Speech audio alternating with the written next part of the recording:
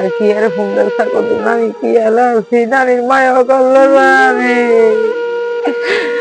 ভাই ভাই তুই কোনা না পাল্লা কই রাখছে রে ভাই।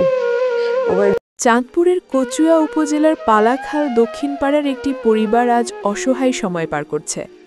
9 দিন আগে রহস্যজনকভাবে নিখোঁজ হয় ছোট্ট শিশু নাঈম হোসেন। এরপর থেকে দিন-রাত কান্নায় ভেঙে পড়েছেন তার নানি। প্রতিনিয়ত চোখের পানি ঝরতে ঝরতে এখন চোখে নেমে এসেছে ফায়ার চাপ। শুধু তিনি নন, নাঈমের মা রোজিনা বেগম, বাবা নাজির হোসেন সহ পরিবারের সবাই আজ দিশেহারা হয়ে পড়েছেন। পরিবার ও আত্মীয়স্বজনে জানান, প্রতিদিন গ্রামের আনাচে কানাচে, আত্মীয়ের বাড়ি, আশেপাশের এলাকায় সব জায়গায় খোঁজাখুঁজি করেও কোথাও তাকে পাওয়া যাচ্ছে না। দিন গড়াচ্ছে, কিন্তু নাঈমের কোনো সন্ধান মিলছে না। এ অবস্থায় নিখোঁজ শিশুর পরিবার এখন মানসিকভাবে ভেঙে পড়েছে। অসহায় এই পরিবারটি এখন সকলের কাছে সহযোগিতা কামনা করছে। তারা জানিয়েছেন, যদি কেউ নাঈমকে কোথাও দেখতে পান বা খুঁজে পান তাহলে দ্রুত পরিবারের সঙ্গে বা নিকটবর্তী থানায় যোগাযোগ করার অনুরোধ জানিয়েছেন। নানি কাঁদতে কাঁদতে বলেন, যায় না পরে এটার বাইরে করে ফিরে তো সমস্যা কি, তুই মাদ্রাসা যাস না কি কবি তো কি সমস্যা না পড়তি না নাকি, এটা টিভি রুমে হয়ে রয়েছে, খায়ও না গোসলও করে না। পরে যাক গেল এই দিনে পরের দিন সোমবার আবার আমি কই পুতরে ফোন দিছি রিস্কা লিয়ে আইতো, আমি কইতাছি ভাই খিচুড়ি খাইয়ালো নানি কিন্তু খিচুড়ি আনি আনেন কইছে আর এটা নানা রুম পাঞ্জাবিটা লইয়া হেঁটে গরম এই রুমে ঢুকলো। ঢোকার পরে যে আমি খিচুড়ি আনলাম, খিচুড়ি আইনে দেই হেঁটে নাই, কিরে শাকিল আইসা দেই নাই।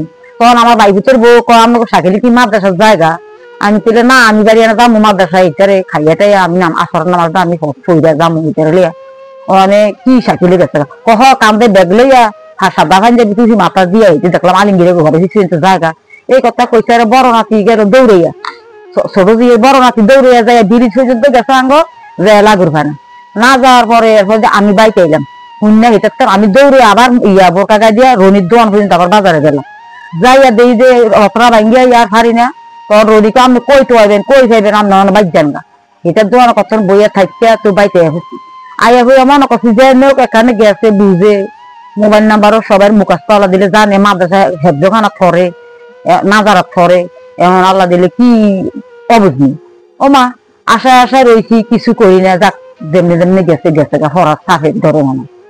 ও মা অনেক যাইতে যাইতে যাইতে 4-5 দিন গত যায় দেখে তো এরপরে জামাই করলো কি দেখের মোবাইলে ফেরা দিল, দেখের মোবাইলে ফেরা দিছে কোনো খবর নাই। আজ গিয়া কাইলে পরশু দিন আবার করতে গেল থানাত জানাইলো, এই সোমবার আসরের টাইম যেসব বাইরে একটা আসরের শেষ টাইম গেল গা নাই নাই নাই নাতি কি বেশে বাড়িলো কি গায়ে দেওয়া বাড়িলো আমিও কেউ দেখলাম না, আমি কামে কামে রইলাম ঘর তার ফিসিতে সারি নেই কেউ নেই।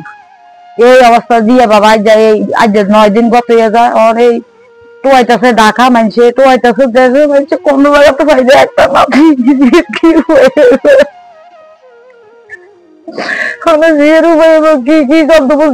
ছোট আমি বড় করছি কোনদিন বড় করে খাওয়া দিই না, বালা করে ডাক লাগে বাড়ি দিই না, এটি সেবা করতে করতে নিজের দেখুন মায়া করলাম না। আজকে নাতি 9 দিন নাতির খবর হয়েছে অনাবাদে নানা কাজি গেছে চেঙ্গা চলি হেরা কি মিথ্যা কথা কইবো। আবার তোয়াইলো ডাহা মাজার বীজ জামাইয়ে আবার আঙ্গ মহিনে ভাড়াইছে কারে কারে কোন দিনের কাছে গেছে দিনে বলে কয় ট্রেন রোড হইয়া রয়েছে, আবার কয় উত্তরা কি ইয়া রোডও হইয়া রয়েছে, আবার কয় সাদা গেঞ্জি গায় অন্য বাবা আমি আর আমার আর কথা আমি আর জানি না।